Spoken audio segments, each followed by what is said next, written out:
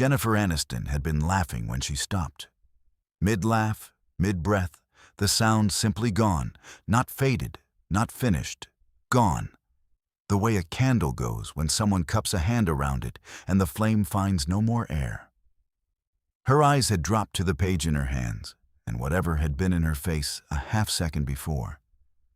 The warmth, the ease, the particular luminous openness she brought to every room she entered, had not left. It had gone somewhere deeper. Somewhere that the professional surface of a television interview did not have access to and could not follow. Jimmy Fallon's hand was still extended across the desk from the moment he had passed her the envelope. It hung there in the air between them, empty now, forgotten. He did not pull it back. He could not move. 300 people in that studio stopped breathing together, watching Jennifer Aniston read a letter in absolute silence. Her lips slightly parted, her eyes traveling line by line down a page that was visibly old. The paper soft with age, the fold lines deep, the kind of letter that has been opened and refolded many times over many years. It was a Wednesday evening in April 2024. The Tonight Show, starring Jimmy Fallon. Jennifer Aniston was the guest, in New York for a series of press commitments, appearing on the show because Jimmy had asked, and because Jennifer Aniston rarely said no to Jimmy when she was in the city. She was 55 years old, and she walked onto that stage the way she walked into every room, fully present, genuinely warm. The kind of celebrity who makes everyone near her feel that the warmth is directed specifically at them because it is. The audience had responded to her the way they always responded to Jennifer Aniston, which was with the specific adoration reserved for someone who has been beloved for so long that the love has become unconditional, a settled thing no longer requiring any performance to maintain. The interview had been alive and funny. Jimmy was loose. The band was happy.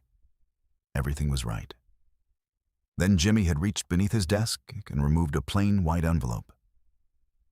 He had not explained it. He had not introduced it. He had simply held it out across the desk and said, "Someone wanted you to have this." Jennifer had looked at the envelope. She had looked at Jimmy. She had taken it with the easy curiosity of someone who trusts the person handing her a thing. She had opened it. She had unfolded the letter inside. 2 pages, handwritten. The paper ivory with age, the ink faded to the color of old tea. She had begun to read. She had been laughing at something Jimmy said at the moment her eyes found the first line.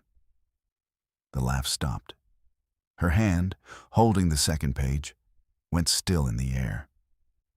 She read for 40 seconds in complete silence. Then she read the same section again. Then she set the pages very carefully on her knee, face down, and she pressed her palm flat on top of them, in the way you press your palm flat on something you are not yet ready to share with anyone else in the room. She did not look up for a long moment. When she did, her eyes were perfectly dry. Dry in the particular way of someone who is holding something back, not through composure, but through sheer concentration, the way you hold a breath when the breathing itself would break the thing you are trying to keep intact. Jimmy did not speak. His hand had finally come to rest, flat on the desk, very still. He understood, the entire studio understood, in the way that 300 people sometimes understand something simultaneously without any one of them being able to say exactly how, that what was happening in that chair was not for interrupting. The entire studio froze. The floor director, clipboard in hand, had taken 2 steps backward into the shadow near the camera platform, as if removing herself from the frame. The band had not made a sound since the laugh stopped. Questlove's sticks were in his lap. The boom operator above the stage held the microphone at exactly the same angle it had been at when the laugh ended and had not adjusted it once. In the 6th row, An older woman in a beige cardigan was gripping her own hands in her lap so tightly that her knuckles had gone pale. Was she all right? The audience leaned forward, collective and uncertain. Jennifer Aniston was one of the most watched human beings on the planet. She had been in front of cameras since she was a teenager. She did not go still like this. She did not go somewhere unreachable like this. Whatever was in that letter had reached past every layer of a woman who had spent 30 years learning to be present in public, and had touched something underneath that the public had never been invited to see. Then her hand on the letter pressed down harder. Once. Deliberately. The way you pressed down on something to keep it from rising. And in a voice that was barely sound at all, caught only because the boom operator had not moved the microphone 1 inch, she said, "She kept it." To understand what happened on that stage in April 2024, you need to understand what happened in the winter of 1987. Jennifer Aniston wasn't always Jennifer Aniston, icon and legend. In 1987, she was 18 years old, 1 year out of the Fiorello H. LaGuardia High School of Music and Art and Performing Arts in New York City, living in a studio apartment in Manhattan that she shared with a friend from school because splitting it 2 ways was the only arithmetic that worked. She was waitressing at a restaurant on the Upper West Side 4 nights a week and auditioning on every other available hour of every available day. And the auditioning had produced, in 12 months, a handful of callbacks and no roles of consequence. This was not unusual. This was, in fact, the precise and ordinary trajectory of a young actor's early years in New York. The slow accumulation of rejection that either hardens into withdrawal or tempers into something more durable. Jennifer was in the tempering phase. She was not yet certain which way it would resolve. She was also, that winter, very far from fine. Her parents had divorced when she was 9 years old, and the years since had been complicated in the specific, prolonged way that the aftermath of a painful divorce is complicated for the children at its center. Her father, John Aniston, was a working actor himself, a fact that was, by turns, a source of connection and of a loneliness that was hard to name. Because to be the daughter of an actor who is working and to be an actor yourself who is not yet working is to live in a particular kind of parallel that nobody prepares you for. Her mother and she had a relationship that was, that year, in one of its more difficult periods. She had friends, real ones, from LaGuardia, from the restaurant, from the waiting rooms of auditions where you inevitably met the same faces again and again. But friendship at 18, in a city as large and as indifferent as New York, does not always reach the places that need reaching. That December, she auditioned for a small part in an off-Broadway production, a 1-act play running for 3 weekends in a black box theater in the East Village that held perhaps 60 seats and smelled of fresh paint and old radiator heat. She did not get the part. She was called back twice and then not again, and she took the subway home on a Thursday evening in the kind of deflated exhaustion that accumulates when you have been auditioning for a year, and the year has not yet offered any confirmation that the accumulation is leading anywhere. The director of the production was a woman named Elaine Marsh. Elaine was 63 years old in 1987. She had been directing theater in New York for 35 years, not on Broadway, not in the rooms where careers were made and reputations built, but in the smaller rooms, the black box rooms, the church basement rooms, the rooms that ran on no budget and absolute conviction. She had directed perhaps 200 productions. She had seen thousands of young actors come through her auditions, and she had developed, over those 35 years, a particular and precise ability to see the difference between what a young actor was doing and what a young actor was. Most young actors were doing. Jennifer Aniston, Elaine had felt during those 2 callbacks, was something else. was being, doing it imperfectly, uncertainly, with the rough edges of someone who had not yet found the container for what she was carrying, but being, genuinely, from somewhere real. She had given the part to someone else because that someone else was more prepared, more technically ready, better suited to what the production required. This was the correct decision. It was also, Elaine knew, completely beside the point of what she had seen.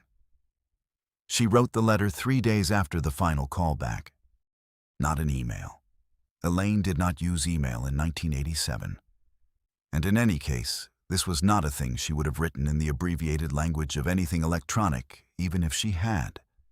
She wrote it by hand, 2 pages, on the ivory writing paper she had used for correspondence for 20 years. She addressed it to Jennifer Aniston at the address Jennifer had written on her audition form, the studio apartment on West 84th Street. She wrote it the way she wrote everything, directly, without softening, without the performed encouragement that directors sometimes offer rejected auditioners out of guilt or courtesy. She wrote what she had actually seen. She described it in specific terms. Not that Jennifer was talented, not that she had potential, but what she had witnessed in the room during those 2 callbacks. The exact quality of attention Jennifer brought to a scene. The way her stillness communicated more than most actors' movement. The fact that she had not been performing the character's emotion, but had been, without apparent effort or technique, inside it. She wrote, "I did not cast you because you were not yet ready for this production. I am writing because I believe you will be ready for something much larger than this production. And I want you to know that someone who has watched actors for 35 years saw it." She wrote, "Do not let the callbacks that do not become roles convince you of anything other than the fact that you are not yet ready for those particular roles. Readiness is a matter of time, not of talent. The talent is already there." I saw it, she wrote. "I am not writing this to be kind. I am writing it because it is true, and because true things about a young person's gifts should be said aloud by someone qualified to recognize them, and not left unsaid simply because the audition did not go in your favor." She signed it with her full name and a telephone number at the theater. Jennifer had received the letter on a Saturday morning. She had read it standing at the kitchen counter of the studio apartment, still in her coat because the apartment was cold in December and slow to heat. She had read it twice. Then she had sat down on the edge of her bed and read it once more. She had called the telephone number at the theater later that day, but no one had answered. And she had not tried again, not out of disinterest, but out of the specific shyness of a young person who has received something generous and does not yet know what to do with generosity at that scale. She had kept the letter. She kept it through the years in New York that followed, through the move to Los Angeles in 1989, through the years of small television roles and near misses that preceded the thing that changed everything, through the decade of what came after. The letter had traveled in a manila envelope inside a cardboard box that moved from apartment to apartment through her 20s and early 30s, until she was settled enough to have a proper place for things she did not look at often, but could not discard. In a drawer in a room in her house in Los Angeles, in the original ivory envelope, in the original fold, with Elaine Marsh's telephone number still legible in the bottom right corner. She had tried, twice, in her mid-30s, to find Elaine Marsh. The theater on the East Village block had closed. The telephone number had long since been disconnected. A search of theater directories in New York yielded a name, but no current address, no current contact. She had not tried again after that. She had accepted, with the particular resignation of someone who has learned to carry gratitude that has nowhere to go, that Elaine Marsh was someone she would think about without ever being able to thank. She had thought about her more than she had ever said aloud. At the Golden Globes in 2003, at her handprint ceremony on Hollywood Boulevard, in every room where someone told her she was extraordinary, she heard, underneath the telling, the voice of a woman she had never met in person who had written 2 pages of ivory paper in December 1987 and told her the truth about herself at the exact moment the truth was most needed and most difficult to find. The letter was still in the drawer in Los Angeles. She had checked it was still there, out of habit, when she left for New York for this trip. Subscribe and leave a comment because the most powerful part of this story is still ahead. Behind the scenes, the connection had been made through a woman named Patricia Voss, 78 years old, a retired stage manager in Brooklyn who had worked with Elaine Marsh on 14 productions between 1979 and 1995, and who had stayed in loose, occasional contact with her across the decades since. Patricia had been watching a documentary about Jennifer Aniston's early years in New York when Jennifer spoke briefly, carefully, without detail, with the practiced restraint of someone protecting a private thing in a public context, about a letter she had received during her first year of auditioning that she had never forgotten and had never been able to respond to. Patricia had recognized what Jennifer was describing, not because she knew about the specific letter, because she knew Elaine Marsh, and writing that letter to that young woman was exactly what Elaine Marsh would have done. She had called Elaine the following morning. Elaine was 89 years old, living in a retirement community in New Haven, Connecticut. Sharp and precise and thoroughly herself, as Patricia had expected. Patricia told her what she had heard in the documentary. There was a silence on the line. Then Elaine said, "I remember her. I remember exactly what I saw." Patricia said, "She still has the letter, Elaine. She kept it." Another silence. Then Elaine said, in the matter-of-fact tone of a woman who has directed 200 productions and is not given to sentimentality, but is given to precision, "Well, that is useful to know." Patricia had reached out to The Tonight Show's production team through a contact she had from her stage managing years. The team had verified the story with Jennifer's publicist, who had called Jennifer directly. Jennifer had listened to the outline of what was being proposed and had said yes before the publicist finished the sentence, and then had asked one question: "Is she well?" The answer was yes. Elaine Marsh was 89 years old and still attended theater in New Haven twice a month, and still had opinions about blocking that she delivered without invitation to anyone within earshot. The Tonight Show's producer had obtained the letter's text from Jennifer, who had photographed it on her phone one quiet evening in Los Angeles. The letter had been transcribed and a copy made on similar ivory paper in careful longhand, reproducing Elaine's original as faithfully as possible. It was this copy that Jimmy Fallon had placed in a plain white envelope and passed across the desk on a Wednesday evening in April. Because the original was still in the drawer, Jennifer's palm was still flat against the pages on her knee. She looked up at Jimmy.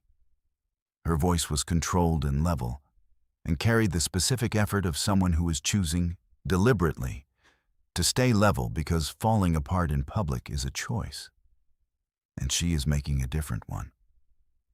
"She wrote this in December 1987, she said. "I was 18.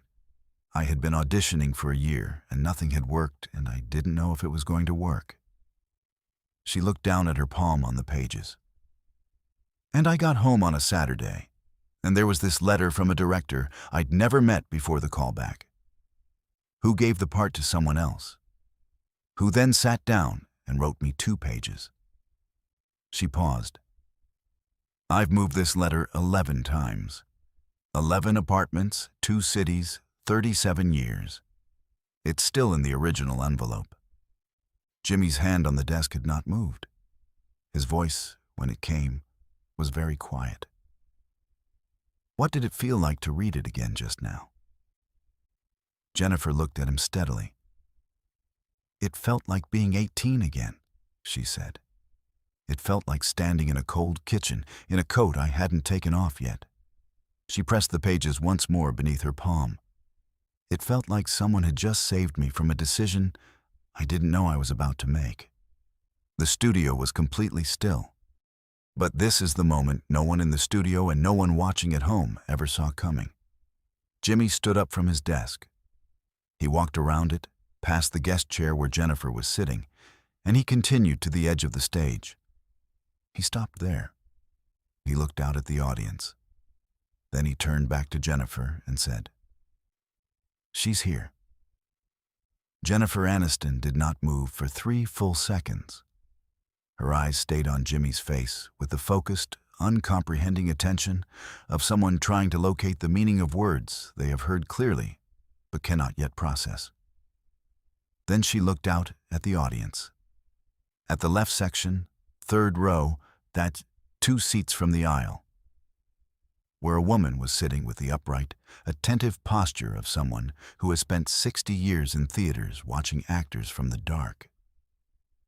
A woman of 89 years, small, white-haired, wearing a navy dress and an expression that was not a smile, but was something adjacent to one. The expression of a person who is watching something she said in 1987, arrive at its destination in 2024, and finding this, on the whole, satisfactory. Patricia Voss was beside her. Patricia had both hands folded in her lap and was looking at her shoes, because this moment did not belong to her, and she knew it. Jennifer stood up. She did not go around the desk. She went off the front of the stage, down the side stairs, the same path that Brad Pitt and Oprah Winfrey and every guest who had been overtaken by something real had taken before her. Across the studio floor, while 300 people held completely still on either side of her. She reached the 3rd row. She stopped at the aisle. She looked at Elaine Marsh. Elaine looked back at her with the same calm, direct attention she had brought to 2 callbacks in a black box theater in the East Village in 1987. When she had decided that what she was seeing was worth 2 pages of ivory writing paper and a stamp. Jennifer said, "I have been looking for a way to say thank you for 37 years. Elaine said, "You found it by being good." That was sufficient. Jennifer said, "You didn't know if I was going to be good. You wrote the letter anyway." Elaine looked at her with the precise, unhurried certainty of a director who has not been wrong about actors very often. "I knew," she said simply. "I knew when I saw it. That is the only reason a person writes a letter like that." Jennifer reached out and took Elaine's hand in both of hers. Elaine permitted this with the slightly formal grace of a woman who is not accustomed to being touched by famous people and is handling it with great dignity. Then Jennifer did the thing that undid the room. She reached into the pocket of her jacket. She removed an ivory envelope, old, soft at the edges, the fold lines deep with decades of reopening. The original. She had brought it from the drawer in Los Angeles. She had not told anyone she was bringing it. She held it out to Elaine. She said, "I thought you should see what 37 years looks like." Elaine Marsh took the envelope.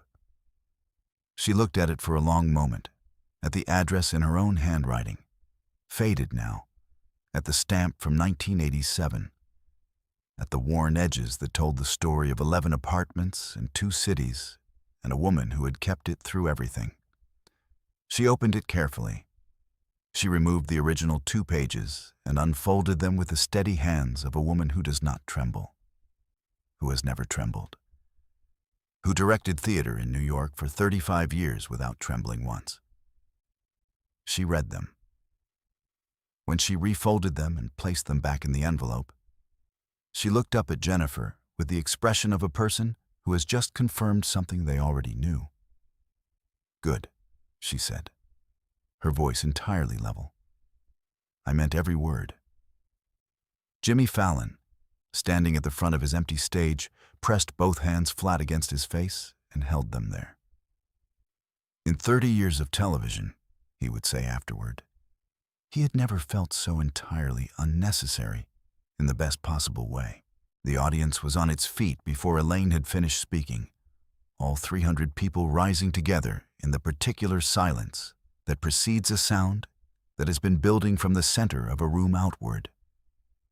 And when the sound came, it was the kind that does not stop easily, the kind that has been saved up. Share and subscribe. Make sure this story is never forgotten.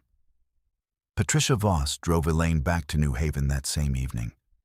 Elaine had eaten dinner at a restaurant near Rockefeller Center that Jennifer had arranged, a small place, a corner table, just the four of them. Jennifer and Jimmy and Elaine and Patricia. And Elaine had eaten with appetite and had opinions about the risotto and had told a story about a production of Chekhov she had directed in 1974 that had gone catastrophically wrong in Act Two every single night for 3 weekends running. And had still been, she maintained, the best work she had ever made. Jennifer had listened the way she had listened to very few people in the preceding 30 years, completely, without preparation for what she herself was going to say next, just listening. She told Elaine this at the end of the evening. Elaine had looked at her and said, "You always listened like that. That is what I saw in 1987. You knew how to receive." Jennifer kept the letter. She did not put it back in the drawer. It is framed now in her home in Los Angeles, in the room where she keeps the things that matter most. Not the awards, not the photographs with other famous people, but the objects that carry actual weight. The ivory envelope, the 2 pages visible through the glass. Elaine's handwriting faded to the color of old tea. Below it, on a small card in Jennifer's own handwriting, 1 line, December 1987. When someone told the truth. Elaine Marsh still attends theater in New Haven twice a month. She still has opinions about blocking. She delivered one to the artistic director of a local repertory company in March, unrequested, and she was correct, and the director knew it. And the second act was better for it. Some people tell you the truth about yourself before you have the evidence to believe them. They do not require your belief. They have already seen what they have seen. And sometimes, 37 years later, you get to hand them back the proof that they were right.